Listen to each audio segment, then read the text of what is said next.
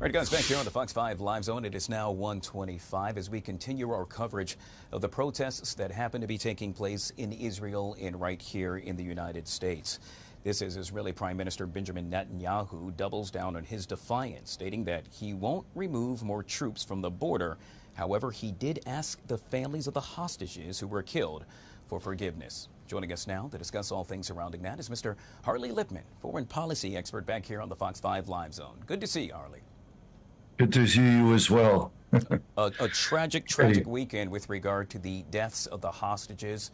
As you heard me state, a number of protests currently underway. It appears that the Prime Minister is not having a about face, not changing his mind with regard to the approach. What say you about all of this?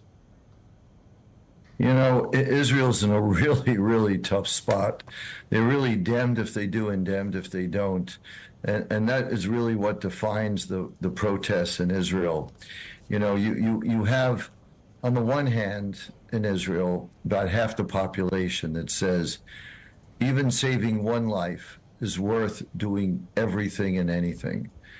So since there are over 100 hostages there who have endured 10 months of torture and terrible mistreatment and incredible terror, you know, the feeling is do whatever it takes to bring them home.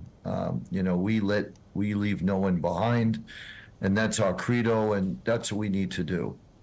And with that theory, people are suspicious that Benjamin Netanyahu is not looking out for the best interests of his country, because if he does agree to a ceasefire that gets the hostages back, Hamas will not have been destroyed, and that will ruin his coalition government. The right wing will leave the government. That will cause immediate elections.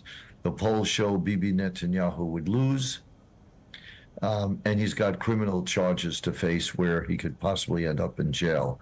So for those reasons, people think that's why he's not making a deal. He's not protecting the citizens of Israel who he was elected to protect and defend. Yeah, Harley, I got about, not to cut you off, but I want to make sure I get to this. I got about 2 minutes left before I have to get to the next interview, and really appreciate your time. But I wanted to touch on, with regard to President Biden expecting to issue a final proposal sometime later this week, the difference between what has been put forth thus far and what he will likely do in the near future. Well, it's going to be a tough one because the proposal as it is now, Hamas wants a complete end to the war and Israel leaves Gaza. Israel doesn't want to accept that, even if they get all their hostages back. Why?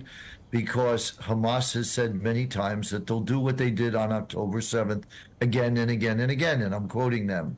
So Israel feels that they'll get a temporary reprieve by saving the lives of 100 hostages, only to find that Hamas will come back and attack them again and try to do worse things. So Israel feels they have to take a long-term view, however difficult it is. So it's a real tough quandary that they're in, and it'll be somewhere in between is what Biden and all these negotiators from Egypt and Qatar are trying to work on to try to get them to meet each other in the middle. But it's going to be very hard to do because, again, the Israelis who are opposed to a ceasefire feel the only way you'll have peace in the long term is to crush and defeat Hamas once and for all. Yeah, we know that is vital and very important. You also heard me touch on a little bit earlier about the Israeli Prime Minister Benjamin Netanyahu asking for forgiveness. I've heard the words "I'm sorry" before, but to ask for forgiveness in essence is stating that he's sorry for the current position that, well, Israel happens to be in. Yeah, it's quite interesting that he did that because after October 7th happened, a number of his ministers apologized to the Israeli people for letting them down, for not being on guard enough on the border with Gaza, and for not protecting Israeli civilians as they should. After all, for the prime minister, if his job is not to protect the citizens of his country, what is his job?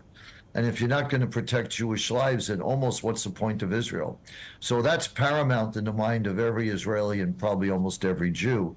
Yet this time, because he didn't apologize after October 7th, even though many of his ministers did, he didn't. And a lot of people noted that and were angry with him. That he apologized, and as you pointed out, asked for forgiveness, is quite distinctive and quite surprising, and the right thing to do. Mr. Harley Lippman, foreign policy expert, joining us right here on the Fox 5 Live Zone. Surely appreciate your time, sir. And I see you got the blue suit memo. That's right. Have a good one. And shoe a tie this time. We'll chat soon, Harley. Once again, one of the many things we happen to be covering right here on the Fox 5 LZ.